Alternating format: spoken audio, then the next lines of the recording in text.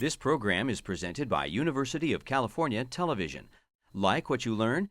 Visit our website or follow us on Facebook and Twitter to keep up with the latest UCTV programs.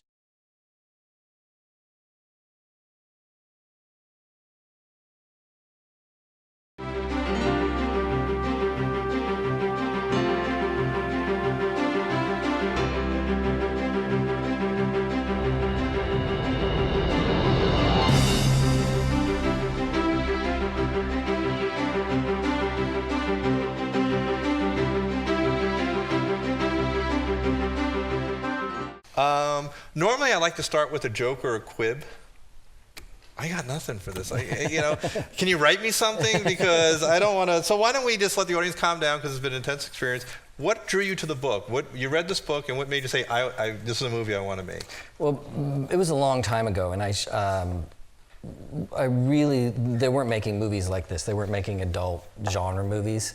And what happened in the intervening years, because as I said, I'd read the book in the 90s, is television began doing that job for the movies. Is when I was cutting this movie, I was watching True Detective, and I was thinking that if I had seen True Detective while I was prepping the movie, I probably would not have made the movie.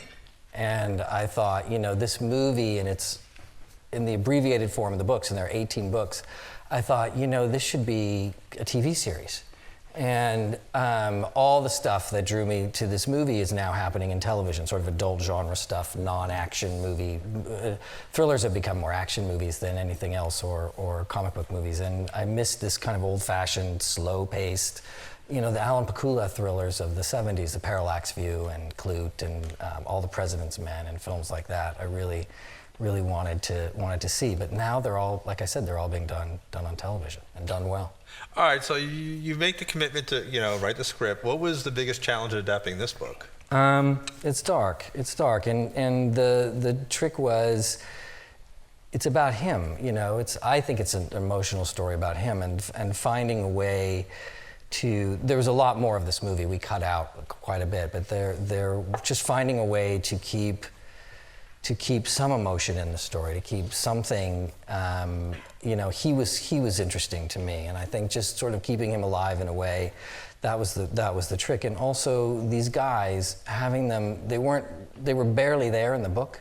You never really met them until the very end of the movie, when they showed up at the cemetery, and there's some stuff on the phone at the very end. But I wanted to just do a little bit more of them, and I was fascinated with the idea of Y2K and how quaint that seems now. Everybody was afraid that was the end of the world, and a year and a half or so later, that's when the world really changed. And I always thought of those two guys as sort of an interesting harbinger, these two things that are out there running amok, and we didn't even know. And we had no idea what was happening, and so all of that was interesting to me. And New York as a character, I think I'm just fascinated by New York movies, and I'd always wanted to do one. Yeah, speaking of locations about New York, I'm from New York, and I've seen so many movies about New York. You found locations that I've never seen before, but I knew it was New York. Right. Did you consciously scout stuff, like you didn't want to show the traditional places? Yeah, because Law and Order, all the infinite variations of Law and Order, have shot the out of New York. And there's nowhere to go anymore. And everywhere I walk in New York, I think, oh, I saw that in Chris Rock's movie. I saw that in that movie or that TV show. So we spent a long, long time. We started scouting very early, and the mandate was to find angles on the city that you hadn't really seen before.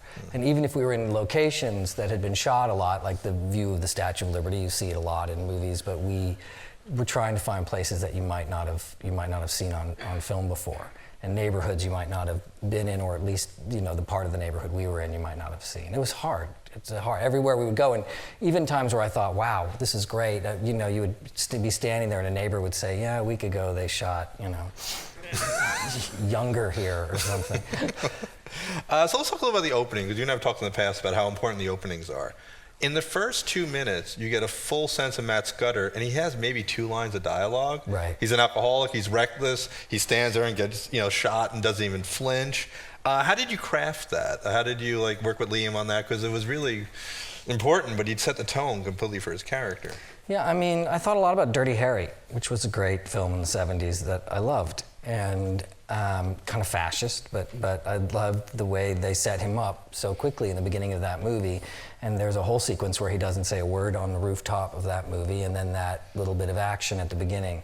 And I knew I wanted to have a title sequence that felt like 1972, you know, the way the title comes up over him. You don't really do that anymore while he's still walking, and I kind of felt like that would be really interesting. And I knew I wanted something, because the movie was going to be slow, and the movie was going to be, well, we'll say deliberately paced. How's that? I knew I needed something at the beginning to kind of promise something else. And so that was sort of my thinking. And I also wanted to bring his past to bear, because I felt like we had to tell that story over the course of the film. And this story about his past that's in this book, that's in the film that he tells, is actually in a different book. And I sort of robbed it from another one of the novels, but I thought the only way to do it was to break it up a little bit over the course of the movie. And I noticed, like in the original script, which you agreed to give us a scene, there was a little more dialogue. Yeah, you didn't need it. So is that something on set you decided? Yeah, we shot it. We shot all that dialogue, but you find when you're in the cutting room that you want stuff, and there was stuff I was going to cut out of this cut tonight. I might go home and do it. You just see where, okay, we're done, and you had enough, and it was far more powerful without him saying a word. And he did this thing on the day, Liam did, where he's walking down the stairs and he does a little jig. And I thought that was much better than him continuing to beat up the guy he just shot. And I thought, let's not even see the guy he just shot. Let's just see sort of him standing there in full frame. I thought, how could you, anything you cut to after that will feel not so interesting. Is that sometimes where an actor like Liam Neeson you work with says, you know what, I can do this way. I don't need a line. Does he come to you and say, yeah, let me try this? Yeah, or they just do it. Sometimes they're just in the moment and they just do something that occurs to them, and it's great, and they don't even realize they did it. And you'll say, oh, do that again, that thing you just did. What thing? No, the little dance you did going down the stairs. And sometimes they will come up to you, they'll say, I have this idea I want to try. And sometimes they're great ideas, and sometimes they're less so.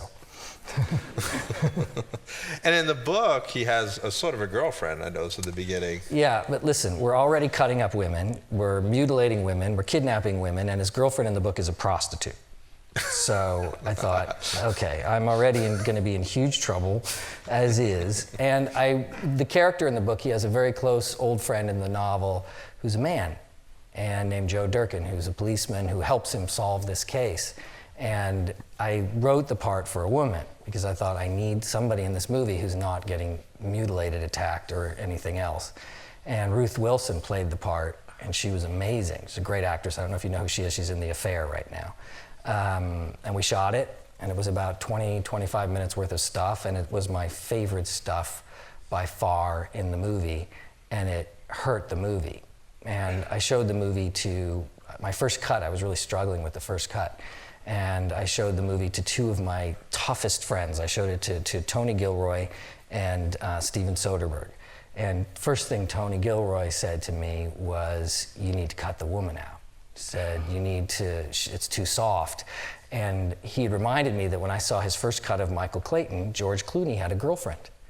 And there were all these scenes with George Clooney and his girlfriend, and George Clooney at home drinking wine with his girlfriend and talking. And I said to him, you don't care about George Clooney's girlfriend. He's a much more interesting character in isolation. And he said, this is the same thing here. This guy is alone. You don't want him to have anybody in his life at all. His son was in the story. Matt Scudder has a son, and I actually, interestingly enough, Ansel Elgort was originally cast to play his son. And then Liam, after I'd cast Ansel, Liam called me up and said, how would you feel about my own son playing my son? He wants to be an actor. And what do you say when your movie star asks if his son can play a role? And I said, sure. And so we shot the scenes with Liam's son as well. And imagine the phone call when I have to call him later and say, I've cut your son out of the movie.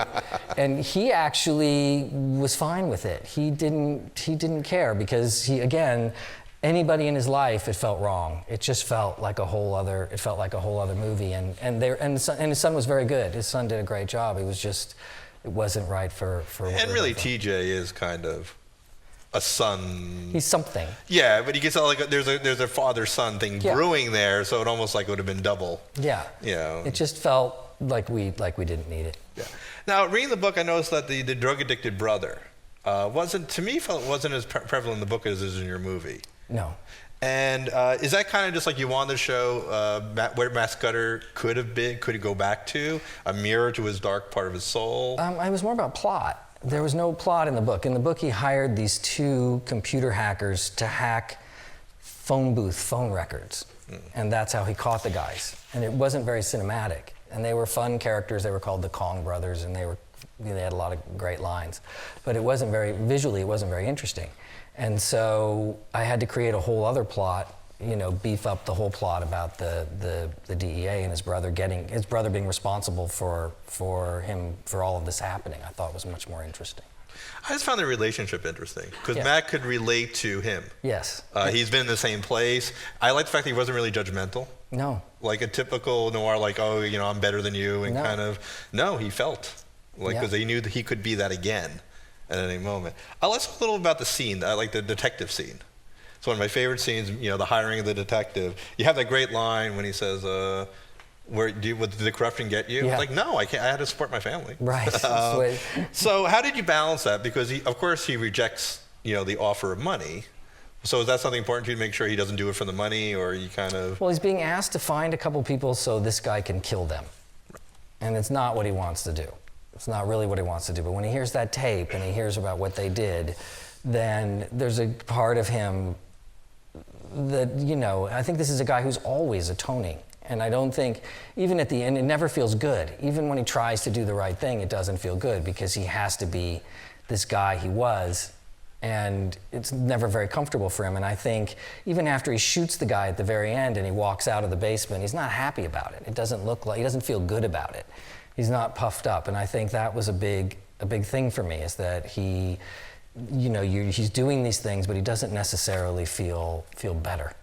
I like the fact that he runs to the 12 steps, actually, after, because he's tempted by the money. Yes. He's tempted by the life, but really almost empathy brings him back. Without question. And justice, and actually noble stuff, but it's... I also like the complicated side to me, because he's a really complicated character. It happens with TJ. I love the library scene. It's one of my favorite scenes of the movie. Did you write that as a relationship, or did Liam Neeson just couldn't work the interwebs as an actor, and you decided... No, you got to give him a reason. No, I always saw him as kind of backwards and not into technology. And also, what I don't like in movies and television is everything is solved in an instant on a computer. Everybody, in 24, they download the blueprint of the bathroom he's about to go into, and he knows where everybody's hiding, and you can find anything on a camera. It's, the traffic cameras, and everything can be found on a computer. And I thought I missed the old gumshoe stuff. And because this was 1999, 98 and 99, there was before all of that exploded, where it was all happening, but it wasn't like it was today.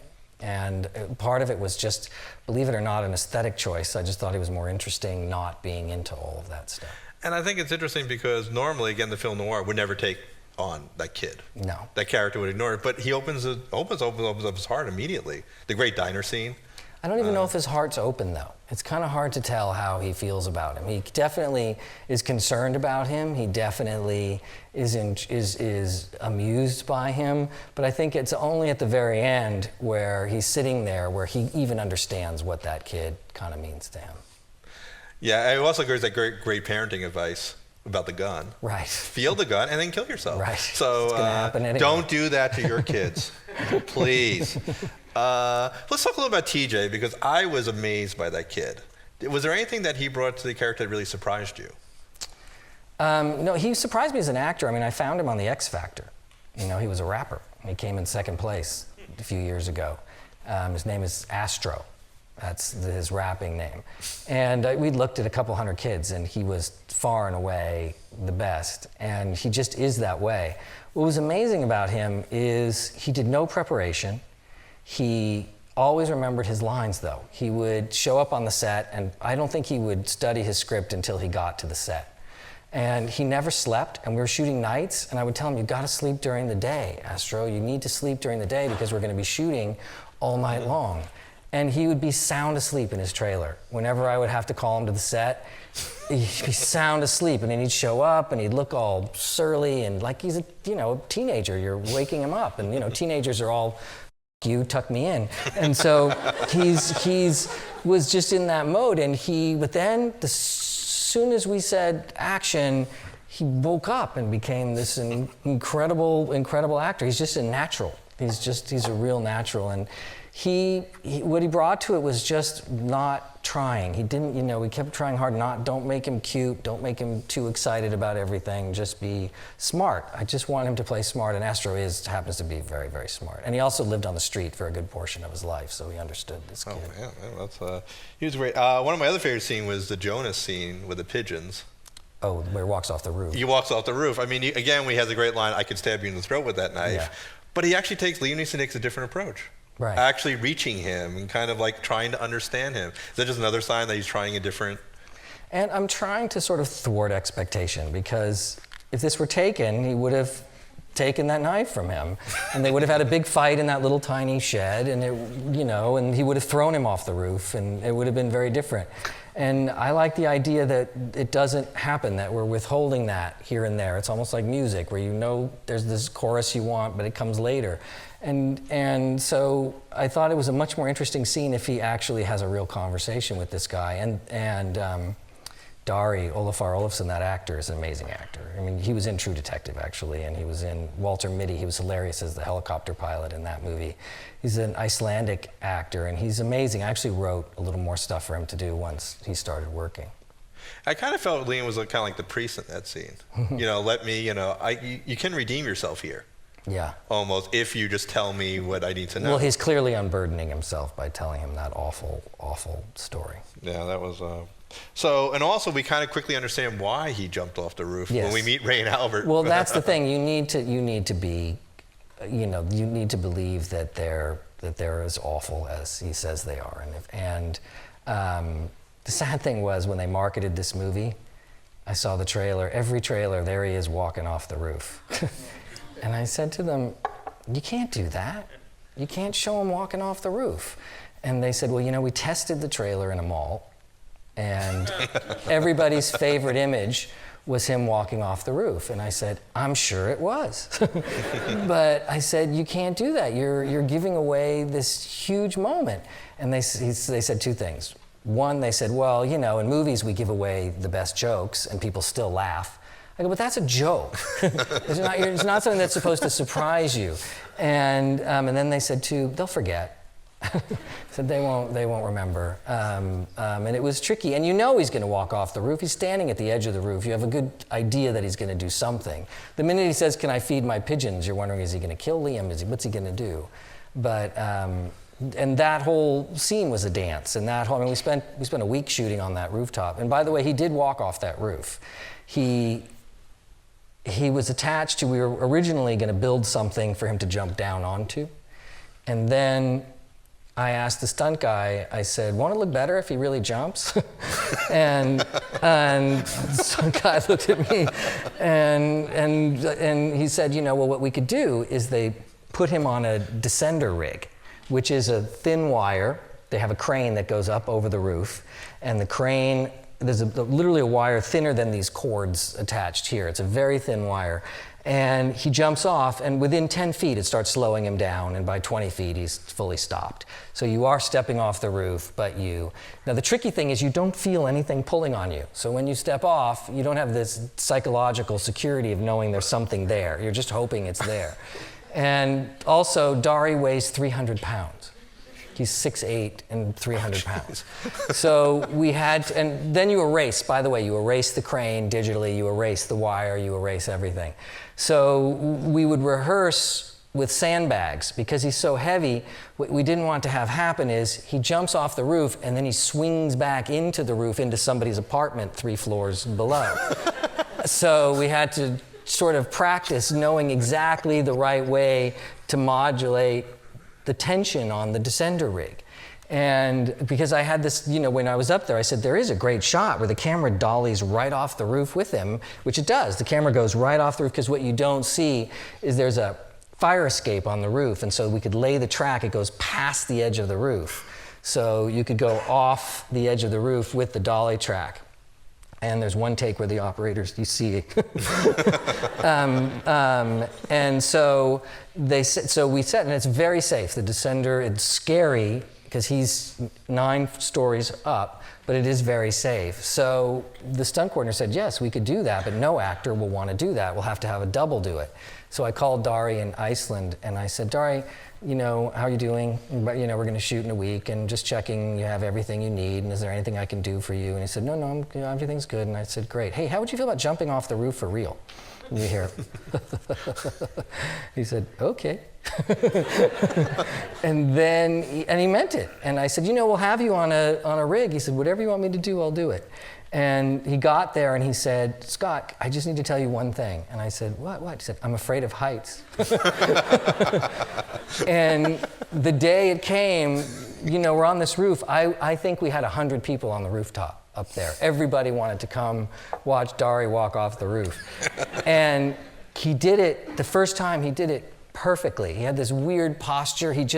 Because what you don't want is if you don't want the actor to look down, you don't want the actor to hesitate, you want them to really look like they're jumping off. And he did it beautifully. He did it again, and I bought him a case of beer, and that was sitting for him when he came up. And then he said to me, can I do it again? I can do better the second time. So we did it again, walked off the roof the second time. So anyway, he's amazing what they'll do for their director. I gotta say, as moderator, I won't walk off. Thank you. I thought he was going to say, if you do it first, tell me then I'll do it. I did love Matt Scudder's expression there during that. That's why it would have been nice if we didn't know the trailer, because we would have been as surprised as he was. Well, Liam saw none of the rehearsals. He didn't want to see the rehearsals, and that actually was take 1. And that was his face when he walked off the roof. So, and as we talked about, so we have him jumping, and then the next scene, which the little girl, that's the scene that really hit me the most, actually, in this movie. You use like a really bright red jacket. The first time we've seen color. So is that kind of just like a way to pop the obsession and the total? Well, you go into their head for that 5 minutes. You go into their heads. You're in their life in the basement, when you're in their house and their very domestic life, and then and by the way, they're not gay. I read a lot of reviews of this movie that said they're gay. These guys are definitely not at all gay. And I think one of them grew up in that house and lived there, and I think they've known each other since they were 12, but I don't think they're gay. But for that scene, then the scene when she's in the coat, and it's a tricky scene because what I'm trying to do there is be them and be what they're feeling and be this whole thing. And it's horrible, it's awful. I'm not trying to sexualize a little girl for the rest of us, but I'm making us complicit in what they're thinking and what they're feeling at that moment. But in terms of your question about the color, to that end, I wanted to change everything because it is in their point of view, and the movie has a super rigorous color palette. We didn't let a lot of color into the movie at all, and we had photographs, and the movie had to look just like those photographs with just those colors, and anything extra we took out digitally. And the movie was shot digitally, but it was shot with very old lenses, old anamorphic Panavision B-series lenses, which are beautiful because they're old and they vignette on the edges. And so that's what made the movie look like it was made, 40 years ago. But for that stuff, we shot with different lenses. Everything became crystal clear in that whole section. And it was really interesting because they do appear normal. Yeah. And that was kind of, you wanted to make sure that they showed that we were normal, and then you compare that to later when we showed that they're a bit crazy. A bit crazy. Same thing when they had the conversation between Matt Scudder and Albert on the phone. Yeah. In the laundromat, a little off-skewed again. Well, that was a tilt and shift lens. If you noticed, it's weird because one side of the frame is out of focus and one side of the frame is in focus, which is something you don't see. Or when he's putting eye drops in the woman, his eyes are in focus, but his mouth is out of focus while he's talking. On the phone, I use those lenses a lot to make some of his face is blurry and some of his face is crystal clear. And it makes you very uncomfortable. And so we did a lot of that. Yeah, the scene that really bothered me, the scene with the eye drops, when he goes to the wife. And he tells her, you don't know how lucky you are. She's a vegetable. And she's better off that way than if she had been, her daughter. That guy David Harbour's a great actor, and you've seen him in lots of things in the newsroom. He can play the sweet, he is the nice guy, and he can play incredibly sweet, harmless people. He can play intelligent people, but I've never seen anyone have more fun than him on this movie, which was frightening. Now the scene with the confrontation with the Tombstones, where her fingers are cut off. Yeah. That was a pivotal scene for me because you could have gone the a la Taken route, where he's just going to get revenge. It's all about him. Right. No, he goes through a complete crisis of faith. What is he going to do? Right. It's not about him. It's about justice or something like that. So how did you? And of course he runs a 12-step program. How did you weave that all in, where the 12-step program is after he sees that? Well, I think, and it's a controversial part of the movie for me personally, because I'm not entirely sure I succeeded in doing what you just said. And that is certainly what I intended to do, and the 12 steps in the script worked so much better than they did when we started bringing them into the movie. And some people like it and some people really don't like it. And I understand that point of view a lot, because I'm very ambivalent about it. And what I was trying to do is, again, there is a hypocrisy in his life. He goes to AA meetings, but he doesn't tell the story. He's stopped drinking, but he's not sober. And in the middle of all of this violence, I thought it would be very ironic to bring in this innocent-faced girl at the AA meeting and bring in the 12 steps. I'd shot much more of the girl at the AA meeting. There was much more stuff happening in that, and his relationship to her just visually in the room. And that played really well, or it played really well in just hearing this kind of the 12 steps and not seeing. I was betwixt and between the way I'd shot it, in other words. And so I want to go back and reshoot that. But it was a very tricky thing, because here's a guy who's becoming his worst self in order to do something good, and very, very hard to pull off. But I did like the scene where the drug addict brother dies. Yes. He mentioned, tell the truth, yes, unless it would injure somebody. Yes. He doesn't get to tell his brother that he was in love with the wife. But I don't think he was following the 12 steps. He was dying. Right. So it wasn't a conscious choice. Right. It was. But of course, at the end of the movie, I mean, he does his initial thing is, I am choosing. We can just arrest this guy. Right. But I noticed you shot him in the shadows, though, almost like he's going to get pulled back in. That's right. Even though he wants to do it. Is that kind of the way you planned it, or just like he's almost out? He just knows they're going to kill the other guy. He just knows if I walk away, and they did anyway. He just knows he can't. He'll always wonder, and he can't walk away. But he also left because he didn't want TJ there. He wanted TJ to leave. And that was really, really important to him. And I flirted with the big cliche, having TJ in the back of the van is the oldest cliche in the book. And I think even in the novel, TJ says to Matt Scudder, at this point, this is when I would get in the back of the van if this were a bad TV show or something like that. And I thought, I'm going to put him in the van. But nothing happens. He was just in there, and I didn't want to use it so much to put him in jeopardy for longer than 10 seconds. I just needed a way for them to find out where they live. Because in the book, there was a long, complicated thing with the computers and where the phone records were, and I just wanted a very quick way to find out. If the guy gets out of the van and looks up at a street sign, that would be a lot easier for me. But at the same time, I mean, he's also showing concern. If he's out in the rain, he's going to get sick. He's showing humanity, actually, in this very tense absolutely, and it provided me with all sorts of stuff for that as well. That the problem was in that car, we had to go back. We shot 2 weeks in that cemetery because you'd think someone didn't want us to shoot there. We had the worst luck in that cemetery. Everything would go wrong. And it's Greenwood Cemetery is in Sunset Park. It's beautiful. I think it's the size of Central Park, and Olmsted designed it, the same designer. And it's amazing, amazing place. But there's no light because it's a cemetery. So who's there at night? So we had to bring in 8 to 10 of these they're condors. They're these big lights that are on lifts. And they take 20 minutes to raise them up and put, and get them in position. And then if you want to turn them around, it takes, to move them, if you're going to change direction, it takes another 20 minutes to a half hour. You just hear beep, beep, beep, while they're all moving all night long in the cemetery. And meanwhile, you have a crew of 100 people stepping on everything. And it was very hard to shoot there, and it was very cold when we were shooting that, so everything was very slow. And what happened is we had to leave and come back, and the scene in the car, we had technical issues with rain. And so we came back and we shot that again in the rain. And also when we came back and when the cars are pulling in and parking, all the trees were full of red blossoms.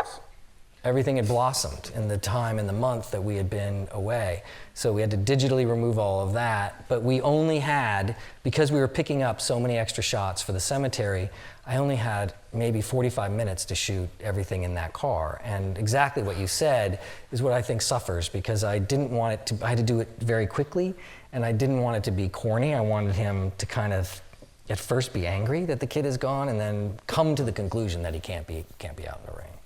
So that was Yeah. And then the final fight scene, Yeah. was that scripted the way you wanted, or on Yeah. set you kind of worked with the two actors? We worked with it. The only mandate I had is it should be messy. It should be not slick. No one's a martial artist. They're just slipping and sliding on the floor. It should not be pretty.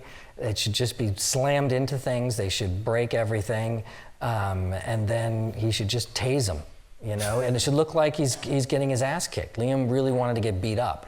And he's not afraid to be afraid, and that was the sort of mandate for that scene, was to do something very messy that didn't feel choreographed, and again, we didn't have a lot of time to do a long sequence. I think in most movies these days, that fight would have gone on for another 5 minutes. And it's interesting because Liam Neeson never gets beaten up usually. No. Like, he usually is the bad guy. He's beat up twice in this movie. Oh yeah, with the earlier in the apartment, yeah. And Bruce. So it must have been fun for him playing a different role. He's game for anything. He really is. So was there anything else that kind of surprised you about his performance? Like, wow, I didn't realize that this would work better than I originally envisioned. I think the thing about him is you sit with him and he's extremely polite. He's a very, very nice person. That's the best way to describe him. He's smart. He's done everything. He's very comfortable in his own skin. He knows what he can do, what he can't do. He's very, very polite. But what you don't realize is when you look through the lens at him, when you look at him on screen, is he's very sad. There is this sadness, and obviously he's had real tragedy in his life, but it's even more than that. There is this thing that comes through that you feel like he has a history, even if he doesn't. There is a huge history. He can do that without moving. And he's one of the few actors that can just be still and do a lot with a look. Even in the diner while TJ's rambling on to the waitress, he just does that little bit with his eyes, and it's kind of looks up at her and looks at him. It's kind of nice. Is that a good lesson for screenwriters? Sometimes, nonverbal is the way to go? Yeah, it's a big lesson for screenwriters. And nonverbal is almost always the way to go. If you can do it nonverbally, it's almost always more effective. It's much, much, much better. So we're going to ask a couple of questions about some of your other work before we open up to the audience. One of my favorite script shows is Out of Sight. You've got a great chemistry between the two lead characters. How surprised were you when you actually saw it on screen, George Clooney and Jennifer Lopez pulling off your words like that? Very surprised. I think it was the first time in my career where I could watch the movie. And it's not that I hated the movies or I felt like my movies were ruined. It's very hard to hear stuff you wrote, and it's like hearing, it's just strange. It was I get very self-conscious. And that movie I watched like I didn't write it. It was the first time I watched something where I forgot I'd written it.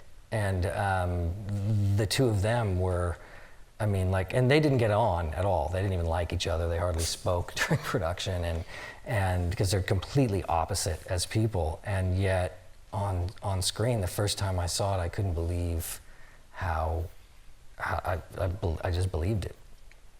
That was amazing. And another one of you, this is actually not your first attempt at doing a fallen drug-addicted cop, Tom Cruise in Minority Report. Yes. And of course, how many people see Minority Report? Is there everybody? It's about, something that could not happen today, predicting the future or NSA watching. Right. So not at all possible. So how did you approach working with Steven Spielberg to kind of like bury that kind of themes in a futuristic society? Well, it's interesting because he likes to give you free rein and then react. And when we started that project, he didn't want to do a mystery. He said it shouldn't be a mystery. He said, I don't do mysteries. And then the movie has, as you know, 2 mysteries in it by the time we were done.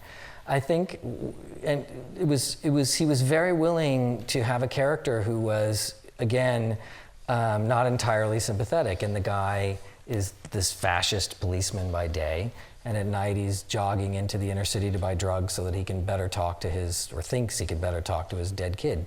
And and he was fine with that.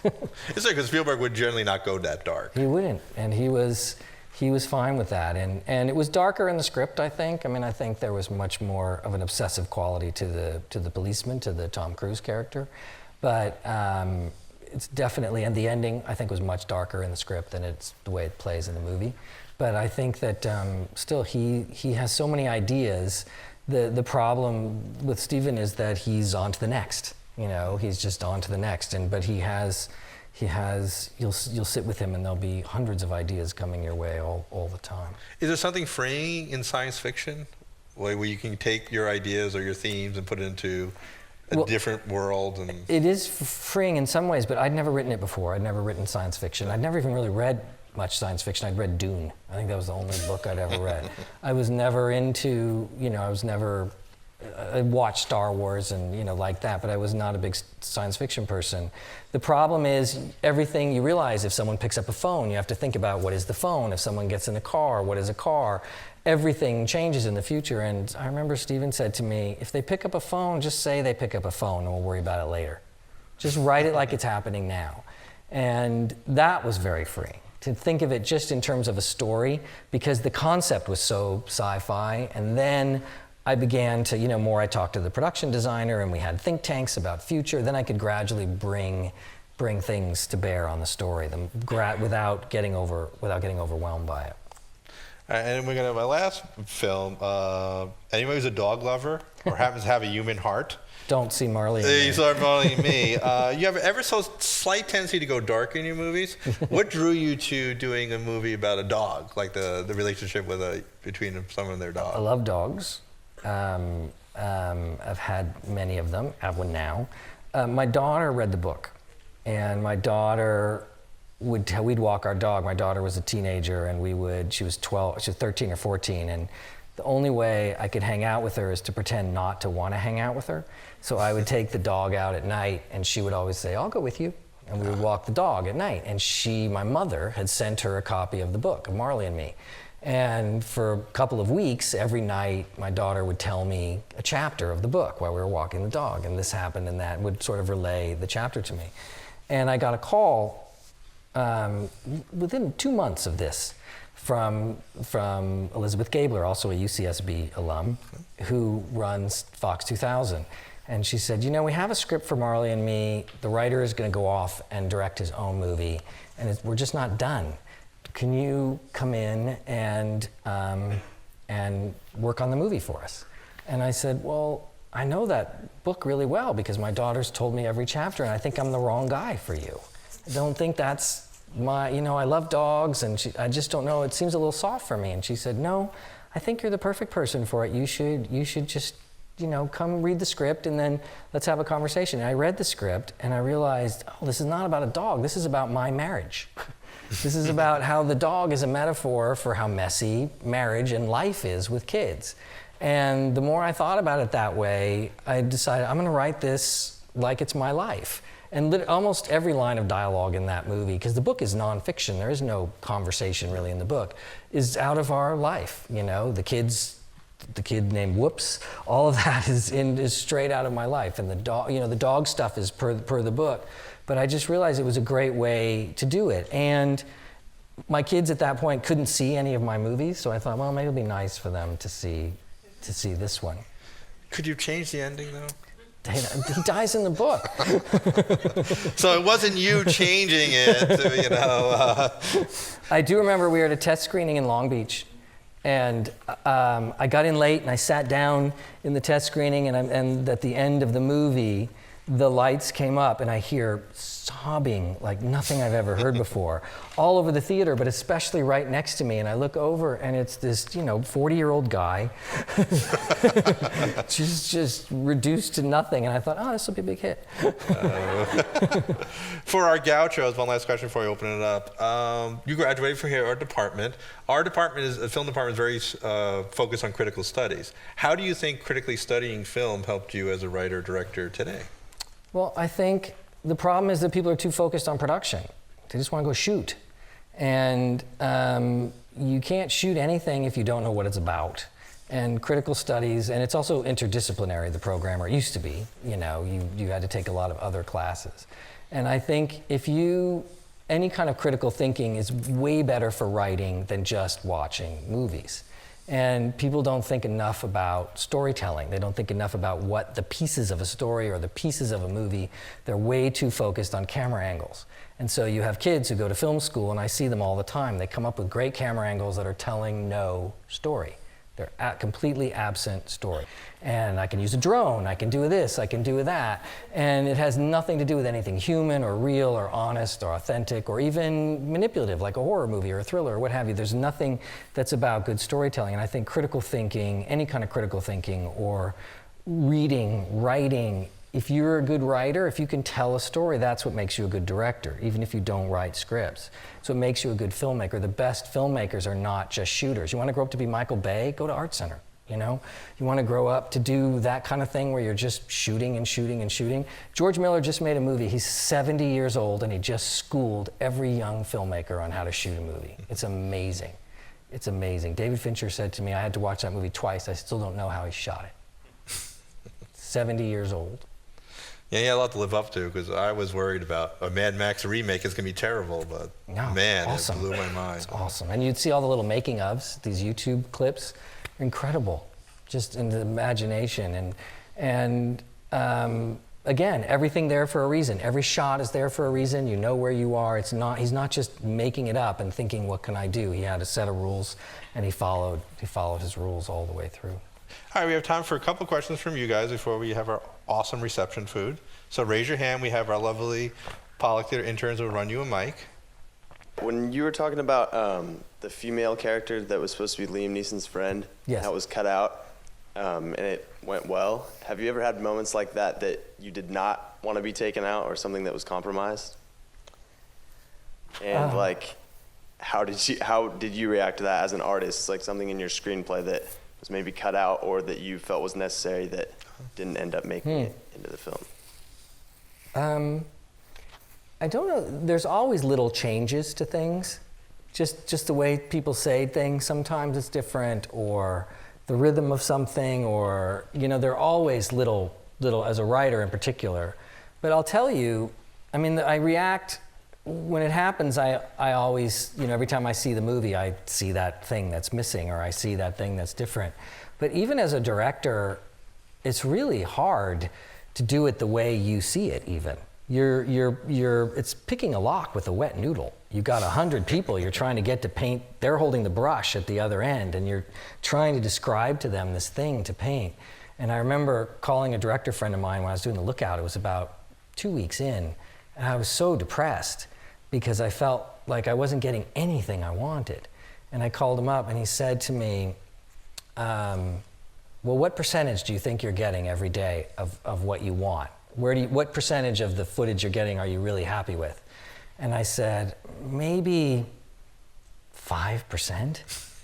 And he said, oh, that sounds about right. You're doing good, keep going. Yeah, and so the hard thing is you're living, especially when you're directing, you're living in this state of perpetual disappointment in yourself, in everything. Nothing is the way you'd planned it for months, and now it's not working, and that's just this thing. And so cutting out stuff that you love is a natural part of the process. You are going to lose things that you love. People are going to disagree with you, and they're going to want things out. The audience may hate what you love, and you may sit in a test screening and they may be laughing at this thing that should be really emotional, or whatever. You know, they may be put off by it, or they may not understand it, or the studio might not like it and they might want to cut it, or somebody might be offended and they might want it pulled back. You know, even on this movie, I had to make big cuts for England because they gave it the equivalent of NC-17. This version you saw where you don't see anything, they gave it an NC-17 version. For what? I'm curious. Well, it's basically because of the van, what happens in the back of the van. And, you know, I had to chop up a lot of stuff there that made no sense to me. And, but I had to do it, you know, and sometimes it never feels good, although sometimes you'd be surprised. Sometimes you are convinced you need something, you absolutely must have something, and you cut it out and you realize, oh, I can do this instead. With that, losing that, enables me to do this another way. Or if you want the same value from the thing you've lost, you find a way to get it another way. You know, you'd be surprised how you either get over it or you can figure out another way. Aspect that you mentioned before, so you were talking like This what aspect? the collaborative aspect. Because you were mentioning you were doing the rough cut and then you sort of showed it to your director friends. I'm wondering to what extent that sort of is part of the process of always showing it to someone to sort of get some feedback. And but also the flip side of that, of if you're always showing it to the same people, it sort of becomes a sort of vacuum effect. Because you mentioned how for the Tony Gilroy film, you told him to cut the girlfriend, and then this one, he told you to cut the female cop. So if And he probably didn't even mean it. He probably just did it because you made me cut the right, girlfriend. but what I mean is, if you're always having the same idea of this story could go and this story can go, does that also influence your style and his style as well? Well, that's actually a fantastic question, because you know, we all do show our work in various forms to each other, and famous director, I think it was Mike Nichols, who said, you know, it's always a mess at one point. It doesn't work, and you know, it just, I show it to my friends and they help me understand it, you know, and I would be on the mix stage with this guy who mixed reds, and he told me, you know, Warren Beatty would show 8 cuts of that, you know, he would invite these people, and they would always have people in here looking at a new cut of the film, and you do have to have people react to it because perspective is, you know, very fragile, and we lose it quickly, and we don't know what we're looking at, and it's very hard to be able to remain critical in the right way. I will tell you an interesting story about this movie. That screening, I was fighting with my editor a lot on the movie, because the movie, if you notice, the movie is shot in a very specific way. There's not a lot of cuts in it. We were talking earlier about the first diner scene when you meet Liam in 1999, rather, in the later part of the story. After the title sequence, you have that shot of Liam sitting in the booth, you know, where he's sitting there in the booth reading the newspaper. The shot was shot so that he would be sitting in the booth, reading, as it is now, where he's sitting in the booth reading the newspaper. And it's framed so that there's room on the right here, and a guy comes up with his butt, you know, right there to camera on purpose, but there's Liam right there. And they have this conversation for about 45 seconds, and then the guy sits down across from him in the booth. We're still holding on the shot, and it's now a 2-shot, where they're a profile 2-shot where they're talking to each other. Hold for another 35, 45 seconds before we then finally cut into coverage, into close-ups of the two of them. Normally, you would have cut up to the guy there. You know, had a reverse on him. You would have done all this cutting. You want to see who it is he's talking to right away. You would have done kind of traditional television cutting, or even what they do in movies now, where everything is upcut for the pace. Speed it up, speed it up, speed it up. And I cut it that way, and my editor would fight with me. You can't cut the movie like that. And so, and my own fault was I shot options. Because I said, well, what if the studio doesn't let me do this? What if I should have a little coverage? Or what if I need to get out? So she would use every ounce of coverage I had to make it bounce around. And I screened the movie for those two guys. The movie was a mess. It just didn't work, and I couldn't figure out why. I didn't understand why, and my director's cut was due in a week, and Steven Soderbergh said to me, he watched the movie, and he said to me right away, he said, you did not cut the movie the way you shot it. He said it is very insecurely cut. You can see how it's shot. I see the angles, I see the sizes, and yet you're cutting everywhere. I don't know why you're cutting everywhere. Why do you need to? The movie is supposed to be this kind of old school, rigorously, you know, controlled movie, and you're cutting all over the place. And I said, you know, I don't know what to do. I'm firing my editor, but I don't know. I don't have another, because we've been fighting every day. It's miserable. She wants to make a completely different movie. And we got on great on my first film. We really did. But she, in the subsequent years, began cutting a ton of television. So everything was upcut, and everything was cut right on the dialogue. You know, when I say something, it's on me. When Matt says something, it's on Matt. Pop, pop, pop, pop. Watch basic television. That's what it is all the time. And you have a master where we introduce us, and then you cut in a little closer, and then a little closer for final punctuation. You know, that's the way she was cutting the movie. And I said, I don't know what to do. And Steven said to me, you know, I don't start shooting the Nick for like 4 weeks. I'll cut it for you. I said, what? He goes, I'll be your editor. Because he cuts all his movies as Marianne Bernard, who was his late mother, and shoots all his movies as Peter Andrews, who was his father. And I said to him, per what you're saying, I said, okay. And, you know, we help each other. You know, he'll show me a cut of a movie, and we're always helping. All people in the business are always showing each other their films. But the danger is, he comes into the cutting room and we start cutting his movie. And I said, what I don't want to do is cut your movie. I want to cut my movie. And he said, no, we're going to cut your movie. We're going to cut the movie the way you shot it, the way it's supposed to be shot. It's not going to take that long. We're just going to put it back to be the way it should be. And he said, it'll actually be fun. I said, all right, let's do it for a day. Let's just see how this goes. And so he left the opening sequence alone, and we get to the diner. And he gets to the shot of him sitting there. And he gets rid of all of her cuts. And he says, well, let's just see how long this plays. And he sat back, and we're watching the shot of him where it's just supposed to sit. Well, he comes up, and then he sits down, and he literally stopped the Avid at the moment I wanted to cut to the close-ups. And he goes, well, that announces the movie. Let's cut it like that. And so it was great because he was protecting me from me. He wasn't, you know, we had this great time. We recut the movie in 4 days. Literally recut the movie in 4 days because it was shot the way it was supposed to be cut. And so we were able to very quickly go through it. And it was a lot of fun. We had a blast just going through it, just kind of doing that. And where we disagreed in matters of taste or style, you know, I won because he was Marianne Bernard. And it was very educational to me because the movie, I realized, to me, so much of the struggle I was having was a failure of nerve. I made rules for myself, which you have to do as a director, and I completely, on day one, abandoned them because I thought, no one will let me do this. No one was even arguing with me. No one even said, they were looking at dailies, no one was saying you need more coverage, you need more. No one was. They were all saying it looks beautiful, it looks great. The lesson I learned is stick to your guns, you set rules for yourself, and you follow those rules or you end up with a mismatch. And you can see movies that have no rules. You know, George Miller was talking about everything is center framed. He decided to shoot everything center framed. On this movie, I decided I'm only going to use these lenses and these sizes, and we're not going to move the camera this way or that way, and then abandoned it. We're only going to cut this way, and so on, and then abandoned it. And so what was great about that, so to your point, that's what happens more often. What you have with your friends are people who know you well enough to tell you the truth and to protect you from yourself.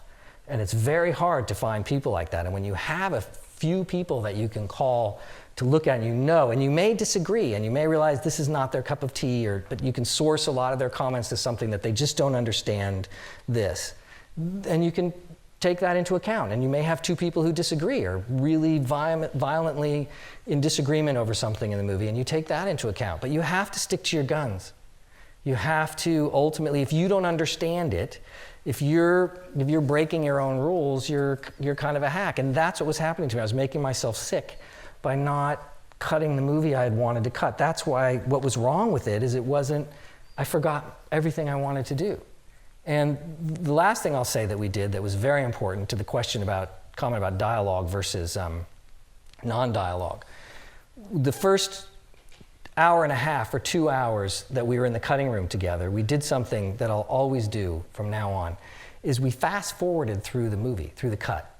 Now, ostensibly, that was just so Steven could get familiar with the shape of the movie and just sort of memorize it. But what you also see is you see the story happening. And so he would fast forward, and then every now and then he would stop and he would say, what's this scene about in terms of the story? What's happening in the story here? And sometimes I would go, He would say, okay, let's take it out. We'll hang it up for a minute and we may come back to it, we may put it back. None of those things made it back into the movie. Because if I couldn't talk about why it was in the movie, but I didn't see it until we were watching it without sound, because I'd be so in love with the dialogue and so in love with the words. But once we turned the sound off and I just saw the movie playing, it became much different.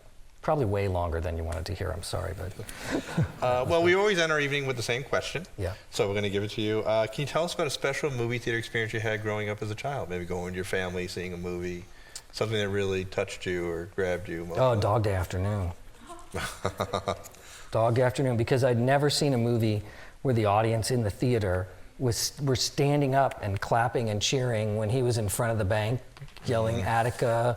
I remember everybody in the theater was insane. I'd never seen an audience respond that viscerally, and when was that, 74? 74, yeah. Yeah, so I was 14, and it changed my life, that movie. Completely changed my life, I would say. All right, well, this ends our evening, so we want to give a special thanks to Universal Pictures for giving us this film. Also want to special thanks to the Pollock Theater interns. These lovely you'll see on our cameras. They're also graduating today, so with a heavy heart they'll be leaving too. But they really make the theater work. So if you want to say thanks for a good evening, really it's them that make it all possible. Thank you. They're most great. And of course we want to thank Scott Frank for coming You're back very welcome. to UCSB. You're very welcome.